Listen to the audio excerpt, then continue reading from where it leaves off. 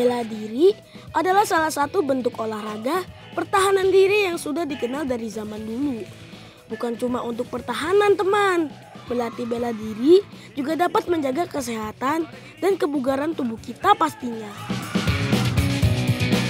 Di negara kita tercinta, ada beragam jenis bela diri asli Indonesia loh. Yang paling populer adalah pencak silat. Bela diri ini sudah ada sejak tahun 1550. Bukan hanya di tanah air, tapi pencak silat sudah tersebar di berbagai penjuru dunia. Keren!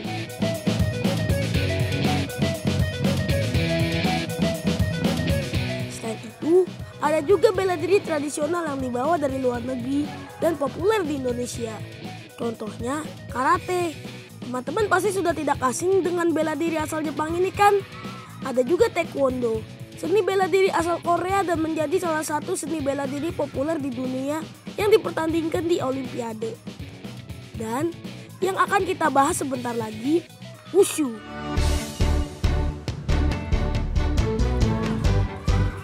Bela diri yang berasal dari Cina ini juga populer di Indonesia, teman.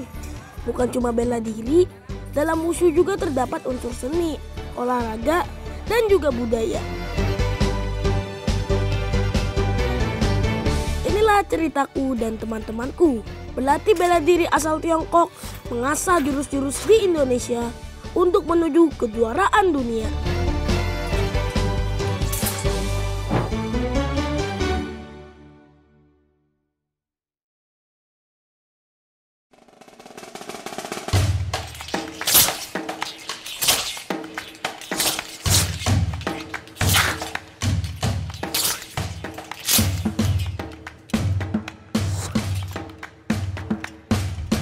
Halo teman-teman, nama saya Gojun. Saya siap untuk menjadi juara dunia.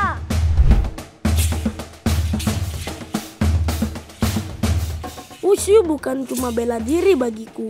Aku bisa melihat dan merasakan keindahan dari setiap gerakan atau jurus wushu.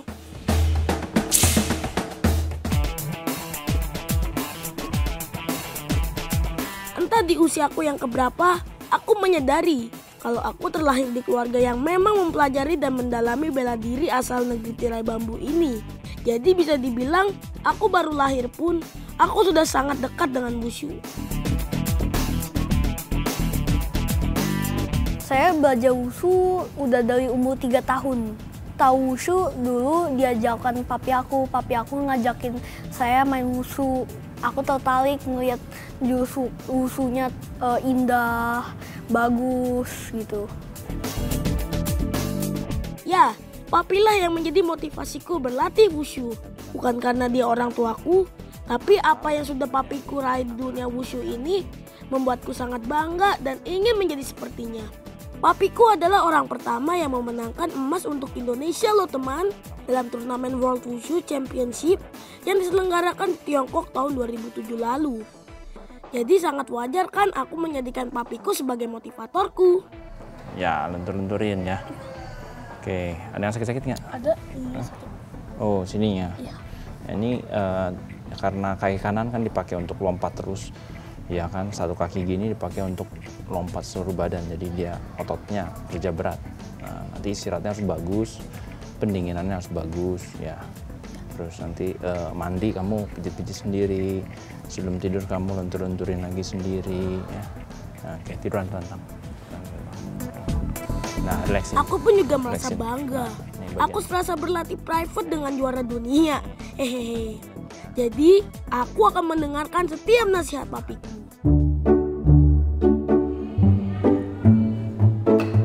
Wushu sudah sangat melekat dalam keluargaku, teman. Bukan bermula papiku saja, tapi ayah dari kakek papiku sudah mempelajari bela diri ini. Panjang sekali ya silsilahnya, teman. Hehehe. Karena itulah, aku ingin meneruskan wushu untuk generasi selanjutnya, agar tidak berhenti dan terus menorehkan prestasi. Gara-gara aku juga harus mewariskan ilmu-ilmu kungfu dari kakek saya. Di tahun 1995, kakekku mendirikan Harmoni Wushu Indonesia, berlatih untukku dan juga teman-teman yang ingin memahami bela diri wushu.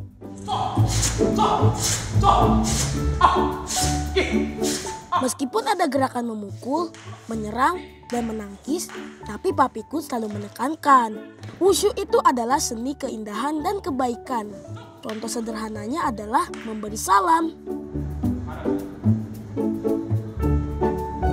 Misalnya dengan gerakan memberi salam. Keindahannya terletak dari bagaimana kita menghormati orang lain. Kalau kita mau tampil, memberi salam dulu. Nah, kalau dalam dunia bela diri wushu, diganti. Ininya di kepal. Nah, artinya apa? Artinya kita memiliki kekuatan. Tetapi kekuatan ini di bawah yang namanya stop, damai, salam. Nah, kekuatan di bawah kedamaian.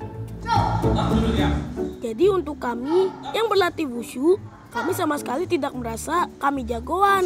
Kami tidak akan sembarangan menggunakan jurus kami, kecuali berlaga di arena pertandingan.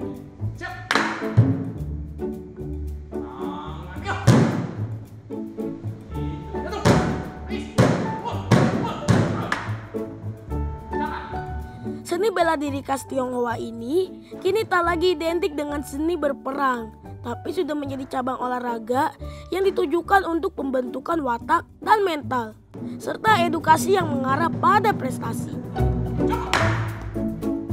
Baik, jadi sejarahnya itu wushu udah berasimilasi dengan Nusantara sejak ribuan tahun yang lalu.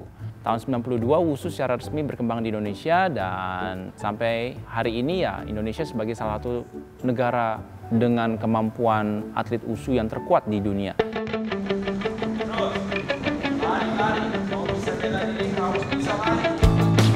Ya, semenjak wushu masuk Indonesia, banyak orang yang berminat berlatih wushu, sehingga menjadikan Indonesia memiliki banyak atlet berprestasi di tingkat lokal, nasional, maupun internasional. Nama Indonesia pun diakui banyak negara menjadi salah satu negara yang tidak terkalahkan di olahraga wushu. Wushu memiliki sejarah panjang di Indonesia, teman. Dan salah satu kota yang mencatat sejarah perkembangan wushu di Indonesia adalah tempat tinggalku. Ya, Kota Bogor. Banyak akulturasi budaya oriental dari negara luar yang masuk dan bercampur dengan budaya Indonesia. Itulah yang membuat Indonesia kaya akan keanekaragamannya.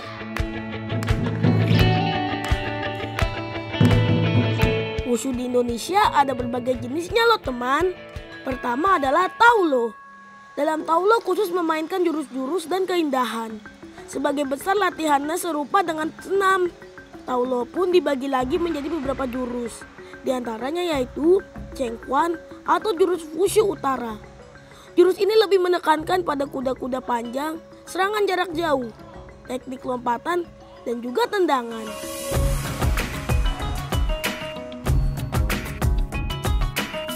Nanquan, yaitu jurus selatan. Cirinya kuda-kuda pendek dan kokoh. Lengan kuat dengan banyak permainan jurus tangan seperti hewan. Tapi tidak banyak teknik lompatan atau tendangan. Terakhir ada Taiji dan jurus-jurus senjata. Bentuknya berdiri dari gerakan dasar, tendangan, pukulan, keseimbangan, lompatan, dan lemparan. Nah, kalau bicara tentang jurus, sebenarnya aku berlatih semua jurus. Tapi jurus yang aku suka adalah jurus golok atau Daoshu.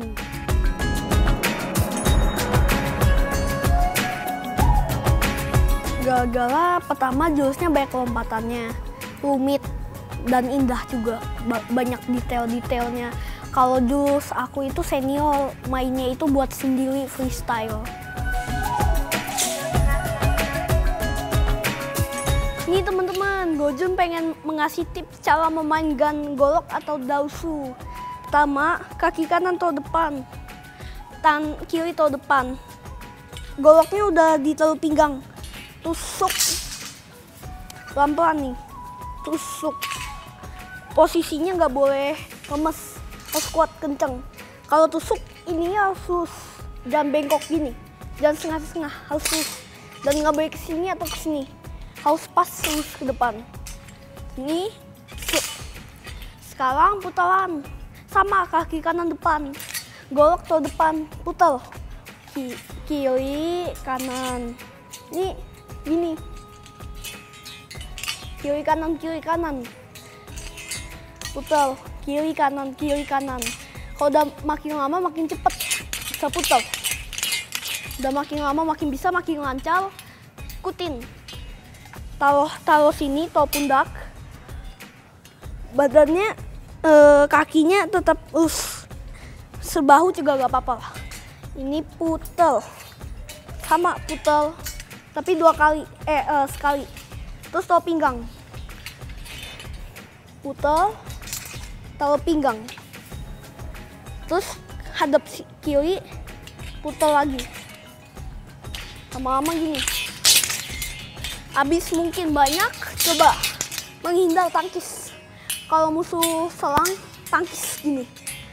Jadi gini, posisinya, sap, kan udah putel.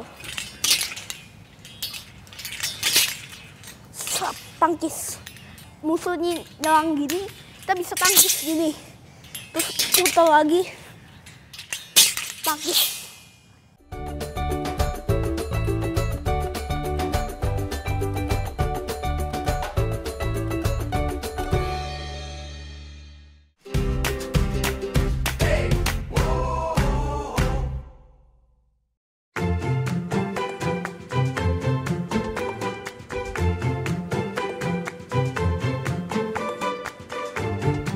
Sekarang, izinkan aku menceritakan tentang temanku ya.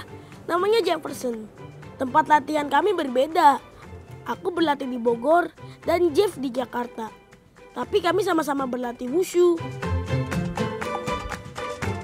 Ya, karena perkembangan wushu di Indonesia cukup luas. Jadi, banyak sekali sasana atau tempat latihan wushu didirikan. Temanku ini berlatih di Wushu Raja Wali Sakti. Jefferson pertama kali mengenal wushu saat usianya masih 4 tahun. Kalau dihitung-hitung sampai sekarang, sudah 10 tahun dia berlatih bela diri wushu. Awalnya karena penasaran, tapi setelah coba latihan, ternyata wushu bisa membuat Jeff merasa senang. Menurutnya, wushu berbeda dengan bela diri lain. Tidak ada musuh ataupun lawan, jadi bisa lebih tenang dan tidak akan kesakitan jika bertanding. Dari bela diri juga, Jeff mendapat banyak manfaat. Bukan cuma sehat doang loh, tapi juga banyak pengalaman. Wushu bisa ada kompetisi kan. Kompetisi saya bisa keluar ketemu orang-orang yang lain kayak di provinsi yang lain. Ini juga olahraga bisa bikin tubuh kita lebih sehat. Jadi sekalian senang dan kayak hobi, saya bisa melatih tubuh saya menjadi lebih sehat.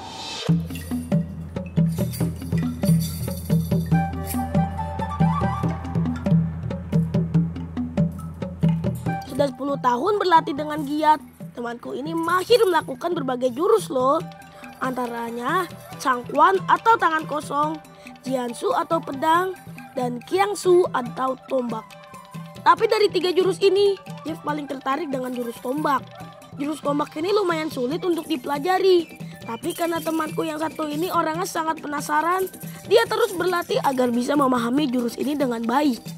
Meski aku, Jeff, dan juga teman-teman yang lain berbeda perguruan, beda jurus yang dipelajari, tapi bertanding dalam satu perlombaan bukan berarti kami menjadi musuh. Karena dalam musuh, kami juga belajar perdamaian.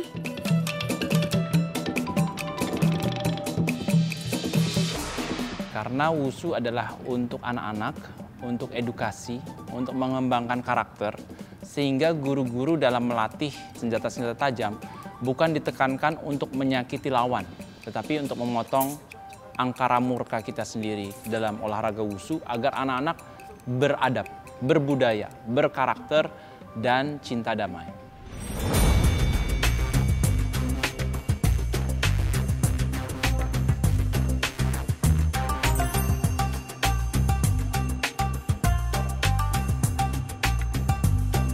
Saya akan menceritakan tentang medali yang saya sudah dapatkan. Pertama adalah medali ini. 2 medali ini adalah dari sirkuit 2 stick 1. Dan 1 adalah dari kategori pedang B Putra dan 1 lagi adalah dari kategori tombak B Putra. Jeff juga sudah sering bertanding di tingkat internasional teman. Ini adalah medalinya saat bertanding di Hong Kong dan Singapura. Dari pertandingan di Singapura, Jeff mendapat 4 emas dan 1 perunggu. Keren kamu, Jeff! Lihat jurus yang sedang dimainkan Jeff ini, teman. Namanya pedang. Terlihat sama seperti jurus yang tadi aku mainkan ya. Tapi itu 2 hal yang berbeda loh, teman.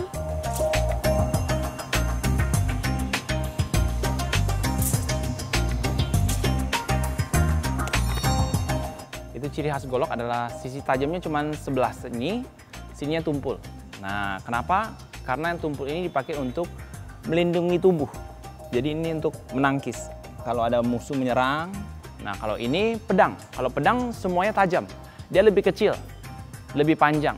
Dia lebih banyak menghindar, menggunakan ujungnya. Dan dia tidak bisa rapat begini. Nggak bisa, nanti sendiri luka. Jadi dia mainnya jauh. Walaupun Jeff menyukai jurus tombak, tapi dia tetap ingin mempelajari semua jurus. Tujuannya pasti sama denganku dan juga teman-teman yang lain. Kami ingin menjadi juara dunia suatu saat nanti.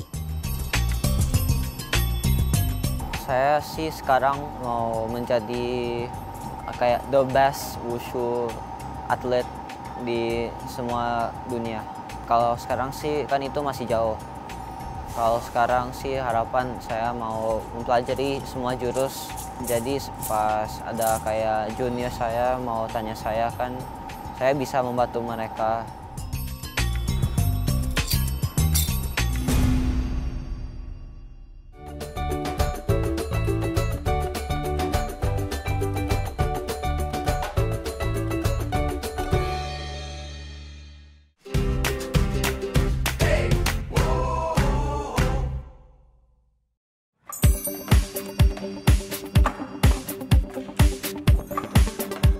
Nah, kalau temanku ini satu perguruan denganku, namanya Evangeline Sophie.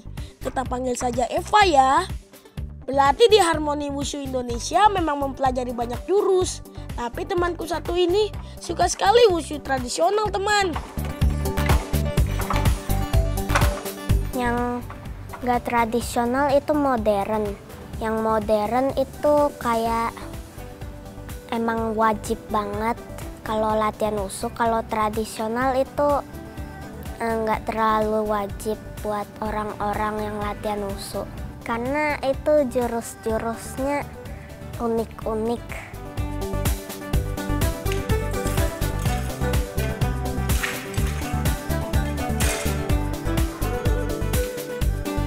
Jurus yang dimainkan Eva ini termasuk dalam wushu tradisional, teman.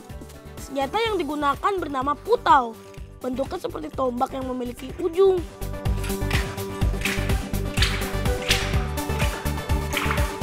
Kalau tradisional itu jurus hewannya ada monyet, elang, belalang. Ada naga juga yang paling bagus. Sama ada juga rantai yang lagi Eva mainin. Sama juga ada putau, boneka kayu. Ada juga pedang kembar. Kalau modern itu cuma satu pakainya. Salah satu alasan Eva menyukai wushu tradisional karena dia bisa lebih ekspresif memainkan jurus-jurus. Dan untuk wushu tradisional, kita juga bisa menciptakan jurus baru khas diri kita sendiri loh. Eva sudah banyak menciptakan jurus wushu tradisional. Katanya lebih dari 10 jurus. Keren deh temanku satu ini. Nah, tangan cepat. Ya. Yes. Yeay. Oke, ya. Kalau belajar tradisional itu bikinnya sendiri. Soalnya biar gak ada yang sama, biar makin kreatif gitu. Biar bisa makin pintar juga. Setiap hari Minggu, Eva selalu berlatih jurus tradisional. Seperti ini, jurus rantai namanya. Memang sulit sekali jurus ini, teman. Tak jarang aku melihat Eva sedih kalau belum bisa menguasai jurus ini. Tapi hebatnya, dia tidak pernah menyerah. Oke, konsentrasi. Ya. Nah. Very good. Baru bangun. Good job.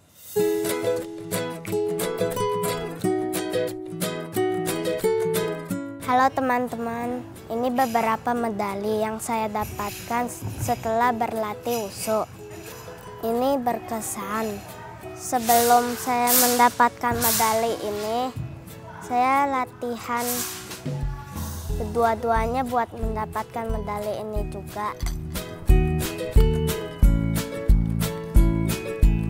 Ini berkesan karena ini medali pertama yang saya dapatkan. Ini juara 3 di final. Ini itu juara tombak juga. Seneng banget. Soalnya ini ada yang dari tahun 2019 sampai 2022. Aku harus banyak latihan teman-teman supaya bisa jadi juara dunia. Karena ketekunan Eva, sudah banyak sekali prestasi yang sudah ia dapat. Terakhir, Eva mengikuti kejurnas bersama Jefferson. Ada aku juga sih, hehehe. Dalam pertandingan itu, Eva menjadi juara 2 kategori tombak. Selain aku dan Eva, Harmoni Wushu Indonesia juga berhasil mencetak Edgar Safir yang sekarang menjadi murid terbaik karena meraih juara Asian Games, SEA Games, PON, dan kejuaraan dunia. Lalu ada kakakku, Zura, juara dunia 4 kali junior dan PON.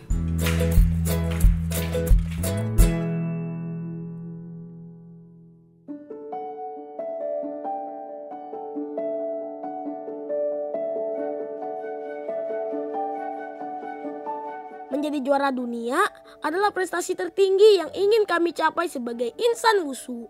Tapi kalau kita coba menyadari lebih dalam lagi, banyak sekali bonus-bonus yang kita dapat kalau kita serius berlatih wushu. Selain wushu membuat fisik sehat, pengetahuan kami tentang budaya asing juga jadi bertambah.